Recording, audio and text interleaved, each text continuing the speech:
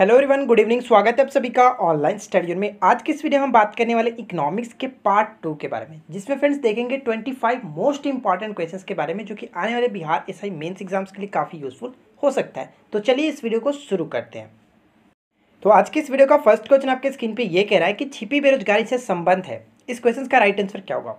इस क्वेश्चन का right answer होता है ऑप्शन नंबर पी, यानी फ्रेंड्स छिपी बेरोजगारी का मतलब होता है कि अधिकतम व्यक्ति जो रोजगार में तो हैं लेकिन थोड़ा कार्य संपादित कर सकते हैं। यानी कहने का मतलब ये हुआ कि उसमें कार्य तो बहुत सारे लोग मिलकर के कर रहे हैं, लेकिन अगर उनमें से कुछ व्यक्ति को हटा भी दिया जाए तो वो कार्य को करने में सक्षम है। ठीक है, इसी टाइप की बेरोजगारी को ही इसे प्रच्छन्न बेरोजगारी के नाम से भी जाना जाता है। क्लियर, याद रखेंगे। बात करते हैं सेकंड क्वेश्चन की। अगला पॉइंट हमारा ये बनता है कि उदारीकरण, निजीकरण और भूमंडलीकरण की नई आर्थिक नीति की घोषणा की गई थी प्रधानमंत्री के काल में। आपको ये बताना, तो इस क्वेश्चन का राइट आंसर बताइए क्या होगा। तो फ्रेंड्स उम्मीद करता हूँ कि आपने हमारे पार्ट 1 को जरूर देखा होगा। पार्ट 1 को अगर आपने नहीं देखा है तो आपको लिंक डिस्क्रिप्शन में मिलेगा, आप वहाँ से पार्ट 1 को देख लीजिएगा, क्योंकि उसमें मैंने आपको 35 मोस्ट इंपॉर्टेंट जो बेसिक क्वेश्चन होते हैं वो हर एग्जाम्स में पूछ जाते हैं, वो मैंने आपके साथ डिस्कस किया था, तो आप उसको जरूर देखेंगे। तो फिलहाल इस क्वेश्चन का राइट आंसर क्या होगा? ऑप्शन नंबर यहाँ पे सी बिल्कुल करेक्ट है। ठीक है friends, option number C will be right answer Narasimha Rao के द्वारा। यानी मैं आपको बता दूं कि इस नई आर्थिक नीति की जो घोषणा की गई थी वो पीवी नरसिम्हा राव की प्रधानमंत्री के समय वित्त मंत्री डॉक्टर जो मनमोहन सिंह थे उनके द्वारा की गई थी 1991 और 1992 के मध्य में। क्लियर, तो इस क्वेश्चन का राइट आंसर क्या है? ऑप्शन नंबर सी बिल्कुल राइट आंसर हो जाता है। क्वेश्चन नंबर थर्ड में क्या कह रहा है कि आपको ये बताना है कि किस डेट में 1969 में तत्कालीन प्रधानमंत्री इंदिरा गांधी के आदेश के द्वारा 14 प्रमुख बैंकों का राष्ट्रीयकरण किया गया था। One of the most important question है, बताइए। इस क्वेश्चन के अगर राइट आंसर की बात करें तो इसका राइट आंसर होगा ऑप्शन नंबर डी, यानी फ्रेंड्स 19 जुलाई 1969 को तत्कालीन प्रधानमंत्री जो थी उस समय इंदिरा गांधी जी के आदेश के द्वारा 14 बैंकों का राष्ट्रीयकरण किया गया था।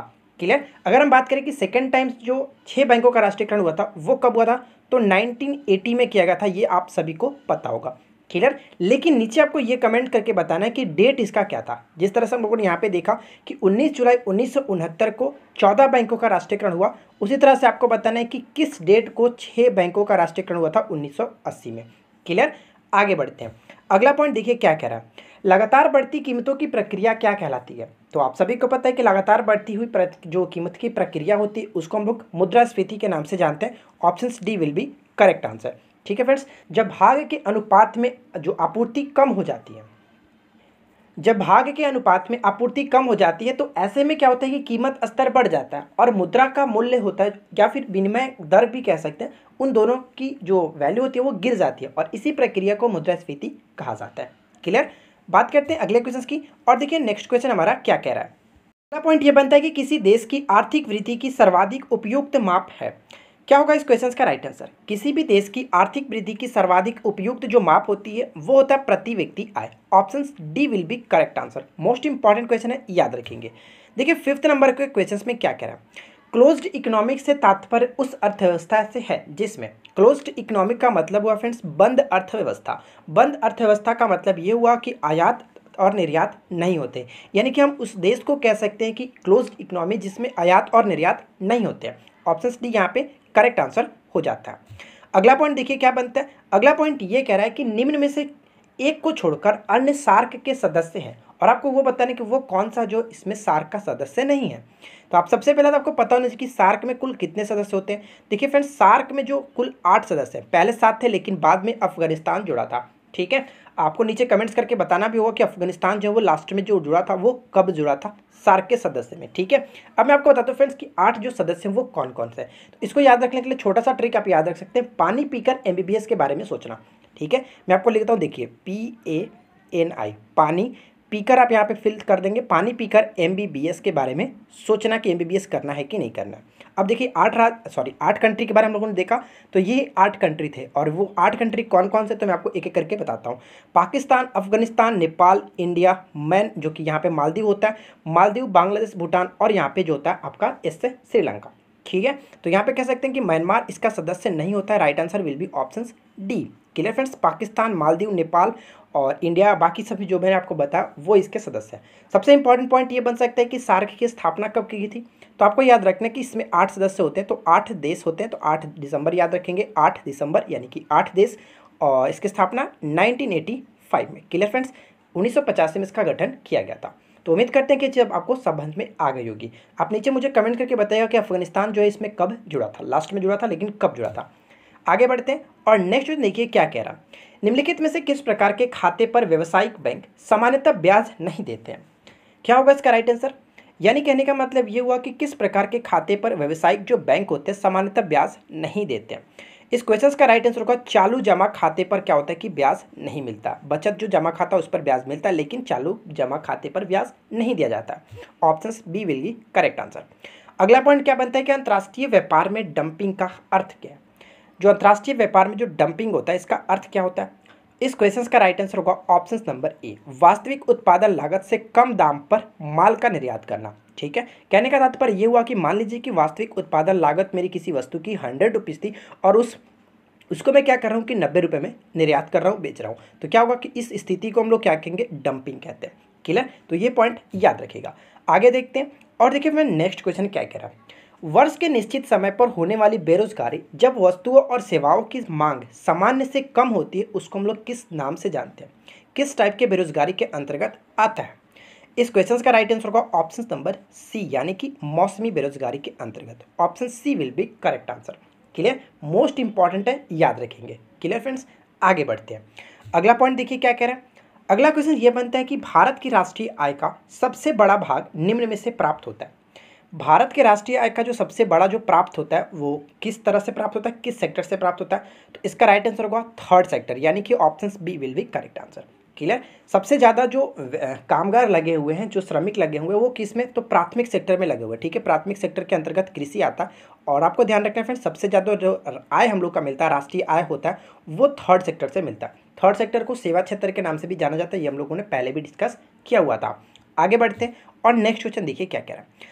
केंद्र सरकार तथा राज्यों के मध्य आर्थिक संबंधों की विवेचना की गई है, किस अनुच्छेद के अंतर्गत की गई है। तो इस क्वेश्चन का राइट आंसर होगा ऑप्शन नंबर बी, अनुच्छेद 268 से लेकर के 281 के अंतर्गत केंद्र सरकार और राज्यों के मध्य जो कि आर्थिक संबंधों के बारे में बात कही गई है। तो ये पॉइंट मोस्ट इंपॉर्टेंट बन जाता है, याद रखिएगा। आगे बढ़ते हैं और देखिए फ्रेंड्स अगला प्रश्न हमारा क्या दिया गया। अगले क्वेश्चन की तरफ बात करने से पहले मैं आपसे छोटी सी रिक्वेस्ट करूंगा, अगर आपने अभी तक इस वीडियो को लाइक नहीं किया तो प्लीज़ फ्रेंड्स वीडियो को लाइक ज़रूर करेंगे और साथ साथ अपने दोस्तों को भी शेयर करिए। और चैनल को आपने सब्सक्राइब नहीं कर रखा है तो सिर्फ वीडियो देखने से कुछ नहीं होता, चैनल को सब्सक्राइब करके नोटिफिकेशन बेल को ऑन कर लीजिए ताकि हमें भी सपोर्ट मिले। तो फ्रेंड्स बात करते हैं अगले प्रश्न की। अगला प्रश्न देखिए क्या कह रहा है कि 2011 की जनगणना के अनुसार आबादी घनत्व के अनुसार आपको बताना है कि शीर्ष 4 राज्यों का सही क्रम क्या है। यानी कि सबसे टॉप पे जो 4 राज्य हैं जिनका जो जनसंख्या घनत्व सबसे अधिक है वो 4 राज्यों का क्रम क्या होगा। काफ़ी अच्छा प्रश्न है, बताइए। इस क्वेश्चन का राइट आंसर देखिए क्या होगा, मैं आपको बताता हूँ। सबसे अधिक जो होता है वो बिहार का। ठीक है, कितना है बिहार का, तो 1106 आता है। ठीक है, बिहार की जो जनसंख्या घनत्व वो 1106 के अंतर्गत रखा गया, अंतर्गत नहीं फ्रेंड्स, यानी कि 1106 होता है। ठीक है, उसी तरह से बात करें सेकंड नंबर पे आता है, सेकंड नंबर पर वेस्ट बंगाल। वेस्ट बंगाल के इससे थोड़ा सा कम है और वो कितना फ्रेंड्स, तो 1000 करीब 1028 आता है। ठीक है, 1028। उसी तरह से बात करें यहाँ पे थर्ड नंबर पे हमारा आता है केरला। तो केरला का कितनी है, तो केरला का 860 आता है। और उसी तरह से लास्ट में जो हमारा यूपी फोर्थ नंबर पे यूपी आता है जिसकी 829 है। ठीक है, 829, ये पॉइंट याद रखेंगे। क्लियर, तो अब आप समझ सकते हैं कि कौन किसके साथ सही तरीके से यहाँ पे हमारा ऑप्शंस मैच होगा। सबसे पहले बिहार आएगा, बिहार के बाद पश्चिम बंगाल, यानी कि फर्स्ट और थर्ड कहाँ पे मिल रहा है, तो option B will be right answer. ठीक है, फर्स्ट थर्ड सेकंड फोर्थ बिल्कुल करेक्ट आंसर हो जाता है। तो आप बी को टिक करके आगे बढ़ेंगे। और सबसे इंपॉर्टेंट पॉइंट डायरेक्ट अभी पूछा जा सकता है कि कि जो बिहार का जनसंख्या घनत्व 2011 के जनगणना के अनुसार, तो आप याद रखेंगे 1106 होता है। आगे बढ़ते हैं और अगला पॉइंट देखिए क्या है। अगला क्वेश्चन ये बनता है कि बियर और बुल जो है शब्दों का प्रयोग किस क्षेत्र में किया जाता है। इस क्वेश्चन का राइट आंसर क्या होगा, बियर और बुल शब्द का प्रयोग जो कि शेयर बाजार से संबंधित होता है। ऑप्शन नंबर सी यहाँ पे राइट आंसर हो जाता है। हिंदी में इस क्वेश्चन को भी पूछा जाता है, जैसे कि फ्रेंड्स बियर और बुल ना लिख करके ये डायरेक्ट पूछा जाता है मंदड़िया और तेंजाड़िया। ठीक है, डायरेक्टली भी दिखाता है मंदड़िया और तेंजाड़िया किससे संबंधित है, तो ये शेयर बाजार से संबंध रखता है। क्लियर, आगे बढ़ते हैं और अगला पॉइंट देखिए क्या बनता है कि निम्नलिखित कथनों पर विचार करें। फर्स्ट और सेकंड पॉइंट दिए गए हैं, उसको पढ़ेंगे और उसके बाद बताएंगे कि कौन सा कथन जो है वो सही है। तो चलिए देखते हैं। सबसे पहला दिया गया स्टैग। स्टैग यानी कि इसका मतलब ये दिखा गया कि वे निवेशक जो प्रायः सेकेंडरी मार्केट में निवेश नहीं करते हैं बल्कि प्राथमिक बाजार में ही निवेश करते हैं। बिल्कुल करेक्ट है, उन्हीं को स्टैग कहा जाता है। सेकंड पॉइंट में क्या कह रहा है कि लेम डक। लेम डैक का मतलब क्या है कि वे निवेशक जिन्हें गलत निवेश निर्णयों के द्वारा घाटा उठाया हो। क्लियर, यानी कि वो निवेश कुछ और करना चाहते थे लेकिन उनके बाद में पछतावा हो रहा है कि नहीं ऐसा नहीं करना चाहिए था, ये मुझे लॉस हो गया। उस टाइप के जो निवेशक होते हैं उनको लेम डैक के नाम से जानते हैं। तो कह सकते हैं कि फर्स्ट और सेकंड दोनों ही ऑप्शंस बिल्कुल करेक्ट है, इसलिए right answer will be option C. एक और दो दोनों ही सही है। आगे बात करते हैं नेक्स्ट क्वेश्चन की। तो देखिए अगला पॉइंट क्या कह रहा है, संविधान का कौन सा अनुच्छेद बाजार उधार यानी कि मार्केट बोरिंग के लिए राज्य सरकार की केंद्र सरकार की सहमति से संबंधित है। इस क्वेश्चन का राइट आंसर क्या होगा, राज्य सरकार की केंद्र सरकार की सहमति से संबंधित है बाजार उधार के संबंध में। तो इस क्वेश्चन का right answer option number D 293 अनुच्छेद के तहत। ठीक है फ्रेंड्स, ऑप्शन नंबर डी यहाँ पे बिल्कुल करेक्ट आंसर हो जाता है। अगला क्वेश्चन क्या कह रहा है कि ग्रामीण विद्युतीकरण निगम की स्थापना कब की गई थी। रूरल इलेक्ट्रिफिकेशन कॉर्पोरेशन की जो स्थापना की गई थी वो कब की गई थी। इसका सही उत्तर क्या होगा, इस क्वेश्चन का राइट आंसर होगा ऑप्शन नंबर जो कि बी बिल्कुल करेक्ट है। ठीक है फ्रेंड्स, मैं आपको बता दूं कि कंपनी अधिनियम 1956 के तहत 25 जुलाई 1969 को इसकी स्थापना की गई थी। ठीक है, 1969 में, याद रखिएगा। आगे बात करते हैं, अगला प्रश्न देखिए क्या कह रहा है। अगला पॉइंट देखिए क्या कह रहा है कि गांधीवादी अर्थव्यवस्था किस पर आधारित है। देखिए फ्रेंड्स, मैं आपको बता दूं कि यहाँ पर हम जो भी क्वेश्चंस डिस्कस कर रहे हैं वो काफ़ी इंपॉर्टेंट प्रश्न है। अगर आप बात इकोनॉमिक्स की जा रही है तो इन क्वेश्चंस को आप इग्नोर नहीं कर सकते हैं। सबसे पहले आपको इस टाइप के क्वेश्चंस आपको याद होने चाहिए। क्लियर, तो सबसे पहले हम देख लेते हैं इस टाइप के क्वेश्चंस को और इससे बाद में हम लोग आगे कर करके थोड़ा सा एडवांस क्वेश्चंस भी देखेंगे। ठीक है, तो फिलहाल बात करते हैं कि गांधीवादी अर्थव्यवस्था किस पर आधारित है। इस क्वेश्चन का राइट आंसर होगा ऑप्शन नंबर बी, यानी फ्रेंड्स न्याय पर आधारित है। ऑप्शन बी यहाँ पे बिल्कुल करेक्ट आंसर हो जाएगा। न्याय सिद्धांत में यह निहित है कि व्यक्ति संपत्ति का मालिक न होकर के सिर्फ उसका प्रबंधक होता है। ऑप्शन बी यहाँ पे बिल्कुल करेक्ट आंसर, याद रखिएगा न्याय में ये कहा गया, न्याय सिद्धांत में ये कहा गया। अगला क्वेश्चन क्या बनता है कि विजन 2020 फॉर इंडिया दस्तावेज संबंधित है। विजन 2020 जो दस्तावेज है फॉर इंडिया दस्तावेज है वो किससे संबंधित है। इस क्वेश्चन का राइट आंसर होगा ऑप्शन नंबर डी, यानी कि गरीबी उन्मूलन से संबंध रखता है। ठीक है फ्रेंड्स, एसपी गुप्ता द्वारा प्रस्तावित दस्तावेज है जो कि भारतवर्ष में 2020 तक गरीबी उन्मूलन से संबंध ये रखता है और ऐसा कहा गया था। क्लियर फ्रेंड्स, यानी कि 2020 तक के भारत से गरीबी को उन्मूलन करने के लिए ये दस्तावेज बनाया गया था। तो ये चीज़ आप याद रखेंगे। पूछा जा सकता है कि किसके द्वारा, तो एसपी गुप्ता के द्वारा, याद रखिएगा। अगला पॉइंट क्या बनता है कि मुद्रास्फीति सिद्धांत तब उत्पन्न होती है जब। तो आपको पता है कि मुद्रास्फीति के बारे में हम लोगों ने जस्ट ऊपर में डिस्कस किया था। क्या होता है मुद्रास्फीति में, क्या होता है फ्रेंड्स कि विनिमय दर या फिर मूल्य जो होता है, यानी कि जो मुद्रा का मूल्य होता है वो घट जाता है। तो यहाँ पर डायरेक्ट ऑप्शन सी को आप टिक करके आगे बढ़ सकते हो, मुद्रा की विनिमय दर गिर जाती है। ऑप्शन नंबर सी यहाँ पे बिल्कुल करेक्ट आंसर हो जाता है। अगला पॉइंट देखिए क्या बनता है कि निम्नलिखित में से कौन सा मिलान सही है। तो चलिए एक एक करके मिलान को देख लेते हैं। और यहाँ पे जो भी मैंने यहाँ पे इंक्लूड कर रखा है, यानी कि जो भी समिति और जो भी रिपोर्ट है वो काफ़ी इंपॉर्टेंट है, पेपर में अक्सर आपको देखने को मिलता रहता है, सिंगल क्वेश्चन डायरेक्ट भी पूछ लाता है। ठीक है, तो सबसे पहले देख लेते हैं नरसिम्हन रिपोर्ट। तो कई बार आपको भी पता होगा कि कितना बार पूछा जा चुका है। देखिए नरसिम्हन जो रिपोर्ट थी फ्रेंड्स, बैंकिंग संस्था, बिल्कुल ये करेक्ट है, इसमें कोई दिक्कत नहीं है। 1991 में आर्थिक संकट के उपरांत बैंकिंग क्षेत्र में सुधार के लिए इसको गठन किया गया था। तो ये पहला पॉइंट तो बिल्कुल करेक्ट है। बीके चतुर्वेदी कमेटी बिल्कुल करेक्ट है, तेल क्षेत्र में कीमत सुधार के लिए इसको गठन किया गया था। केलकर टास्क फोर्स का संबंध कर से संबंधित है, ये तो आपको पता भी होगा, कोई दिक्कत नहीं इसमें भी। और लास्ट देखिए राज कमेटी के जो गठन हुआ था वो बिल्कुल करेक्ट है कि कृषि से संबंध इसका गठन किया गया था। तो चारों ऑप्शन यहाँ पे बिल्कुल करेक्ट तरीके से मैच किए, इसलिए कह सकते हैं कि हमारा जो मिलान है वो ABCD यानी कि 1 2 3 4 बिल्कुल करेक्ट है। Right answer will be option D. ठीक है फ्रेंड्स, आगे बढ़ते हैं। अगला क्वेश्चन देखिए क्या बनता है कि 1994 में जनसंख्या नीति के लिए किस समिति का गठन किया गया था। 1994 में जनसंख्या नीति के लिए जो समिति गठन की गई थी उसका नाम था स्वामीनाथन समिति। ऑप्शन ए यहाँ पे बिल्कुल करेक्ट आंसर है, याद रखेंगे। ठीक है फ्रेंड्स, अगर आपने इस वीडियो को अभी तक लाइक नहीं किया तो फ्रेंड्स प्लीज़ आपसे रिक्वेस्ट करता हूँ कि वीडियो को लाइक ज़रूर करें, क्योंकि आपका लाइक ही हमें मोटिवेट करता है फ्रेंड्स इस टाइप के वीडियो लाने के लिए। तो जितना ज़्यादा लाइक करेंगे, जितना ज़्यादा सपोर्ट करेंगे, मैं आपको लिए उतना अच्छे क्वेश्चन के साथ उतनी अच्छी वीडियो प्रोवाइड कराऊंगा। तो प्लीज़ वीडियो को लाइक और शेयर ज़रूर किया करें। तो फिलहाल बात करते हैं नेक्स्ट क्वेश्चन। देखिए क्या कह रहा है कि निम्नलिखित में से कौन सा युग्म सही नहीं है। तो ध्यान से पढ़ेंगे और आपको बताने कि यहाँ पे कौन सही नहीं है। तो यहाँ पे देखिए फ्रेंड्स, पहला मैच किया गया किसके साथ, तो मात्सुंग अस्कावा के साथ मैच किया गया। और ये किसके साथ, तो ADB यानी कि एशियन डेवलपमेंट बैंक। तो यहाँ पे जो बात की जा रहा है वो अध्यक्ष के बारे में बात की जा रही है। तो ये पहला बिल्कुल करेक्ट है। इसको हाल ही में आपको बता दूं फ्रेंड्स कि ADB के जो अध्यक्ष बने थे मात्सुंग अस्कावा बने थे। ये मोस्ट इंपॉर्टेंट पॉइंट है, याद रखेंगे। ठीक है।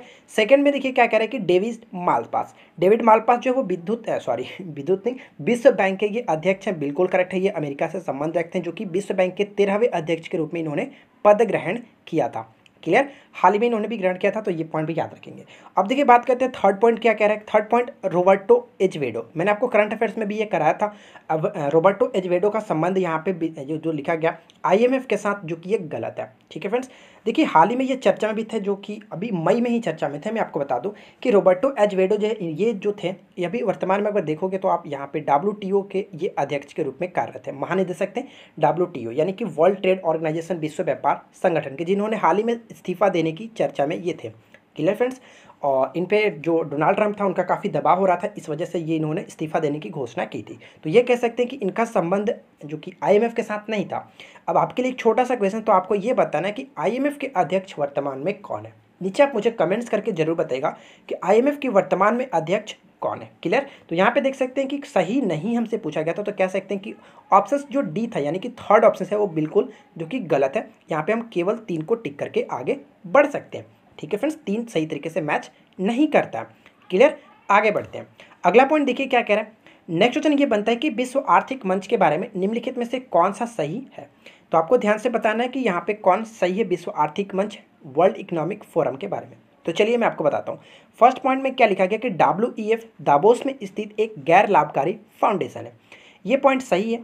यहाँ पर तो सही है कि गैर लाभकारी फाउंडेशन है, लेकिन ये दावोस में नहीं है फ्रेंड, ध्यान रखिएगा। WEF जो है वह जो वर्ल्ड इकोनॉमिक फोरम है, इस कहाँ पे स्थित है, तो ये इसका मुख्यालय स्विट्जरलैंड के जेनेवा में स्थित है। ठीक है, तो कह सकते हैं कि फर्स्ट ऑप्शन तो गलत है, ऑप्शन नहीं, फर्स्ट पॉइंट गलत है। ठीक है, सेकंड पॉइंट क्या कह रहा है कि इसकी स्थापना जो है प्रोफेसर क्लाउस और स्वाफ के ने की थी। ठीक है, बिल्कुल करेक्ट, कि इसकी स्थापना प्रोफेसर क्लाउस स्वाफ ने की थी। ये पॉइंट मोस्ट इंपॉर्टेंट है, याद रखेंगे, डायरेक्ट पूछा जा सकता है। तो कह सकते हैं कि यहाँ पे केवल और केवल 2 ही ऑप्शन सही था, तो राइट आंसर विल बी की ऑप्शन बी। क्लियर, आगे बढ़ते हैं। अगला पॉइंट देखिए क्या बनता है कि देश में दूध उत्पादन में वृद्धि लाने के उद्देश्य से सघन पशु विकास कार्यक्रम, ठीक है फ्रेंड्स, ये कब चलाया गया था। आपको बताना है इस क्वेश्चन का राइट आंसर क्या होगा। इस क्वेश्चन का राइट आंसर है ऑप्शन नंबर ए, 1964 से 65 में चलाया गया था। ठीक है फ्रेंड्स, याद रखेंगे। तो आज की इस वीडियो में हम लोगों ने टोटल 25 मोस्ट इंपॉर्टेंट जो क्वेश्चन थे वो मैंने आपके साथ डिस्कस किया। तो फ्रेंड्स उम्मीद करते हैं कि ये 25 क्वेश्चंस आपको जरूर अच्छे लगे होंगे। अगर आपको ये वीडियो थोड़ी सी भी पसंद आई हो और आपने कुछ नया सीखा हो और आपको लगता है कि ये एग्जाम्स के पॉइंट ऑफ व्यू से मोस्ट इंपॉर्टेंट क्वेश्चन थे, तो वीडियो को एक लाइक ज़रूर करें और अपने दोस्तों को भी शेयर करें। और इसी टाइप के रोजाना न्यू वीडियोज़ को देखने के लिए हमारे चैनल के साथ जुड़ सकते हैं। चैनल को सब्सक्राइब करके नोटिफिकेशन बेल को ध्यान से रखें, ताकि नेक्स्ट वीडियो की नोटिफिकेशन आपको ऑन टाइम मिलते रहे। हम मिलते हैं नेक्स्ट वीडियो में। Thanks for watching, keep learning, have a good day.